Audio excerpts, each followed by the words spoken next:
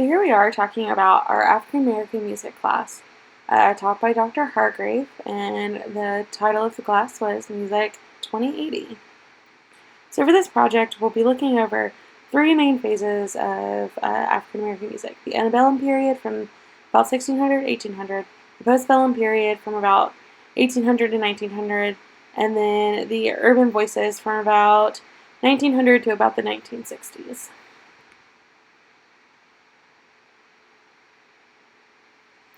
So we're going to talk about the antebellum period, about 1600s to the mid-1800s, about to the end of the Civil War. We'll be talking about music making, secular folk music, and spirituals. As for music making, there were two main parts of music making, and that would be instruments and then miscellaneous other things.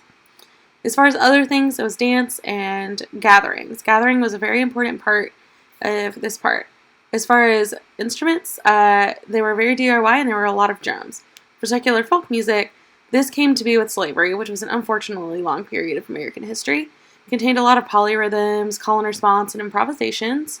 And then we have spirituals. And spirituals were calls to God that came in the later part of slavery, late 1700s-ish.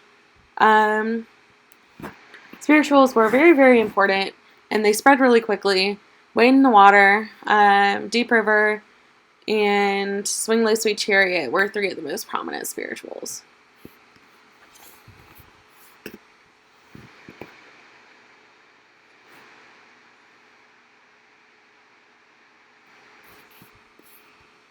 So for the postbellum period, postbellum pretty much just means post-war.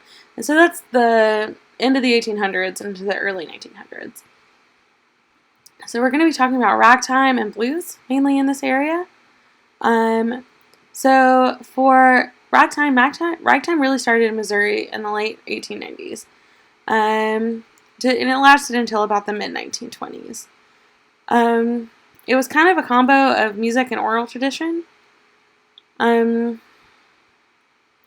It was mostly piano music, and you had composers like Scott Joplin, Turpin, and James Scott, and you had some of your most important pieces being, most recognizable pieces being Maple Leaf Rag, Sunflower Slow Drag, and the Missouri Rag. As for blues has its own scale. It started in the southern plantations, specifically in the Mississippi Delta. It was most prominent in the 30s and 40s, and specifically, it has a specific blues scale, a 12-tone blues scale. And Leadbelly, Patton, and Blind Lemon Jefferson were some of the most prominent blues singers and or composers. And so for our last period, we're going to talk about urban voices. Past urban voices, some of the lines between genres start to cross, so we're going to end our discussion after urban voices, which began in the early 1900s and lasted until about the 60s until we move into the more modern music. So we're going to talk about three main parts: jazz, gospel, and soul. So for jazz, we're going to be looking at the 1900s, early 1900s in New Orleans. It has roots in ragtime and blues. That's really obvious when you look at the rhythm. It's more of a call and response, some polyrhythm, some improvisation, lots of syncopation. It was often really instrumental. Duke Ellington, and big band. This was the era of the big band. Now we're looking at gospel, and gospel is really the 30s and the 40s. It started really in the South for southern plantations. It has its roots in spirituals. In the American South, obviously. And Dorsey Aretha Franklin, she was a big gospel singer. And a lot of quartets and trios at this time, both male and female. Where's Your Faith was a big gospel song. There are just so many that it was really hard to pick the most prominent, but this gospel music is still around today and is often sung. Still in churches and just in general popular culture. Soul began in the 1950s, and it was kind of a mashup, I guess, of gospel rhythm and a little bit of jazz. There was a lot of dancing, a lot of funk. This is a precursor to funk. A lot of call and response, a lot of auxiliary sounds, which was new.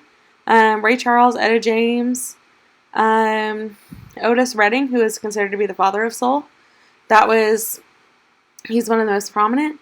Cry to Me was a big soul song. There are plenty more out there. It's another one of those genres that just has so many that it's very prominent. And so now we've reached the end of our brief recap of our African American history class, or our African American music history class. And we've traced our genres, and now we know. So thank you for hanging out.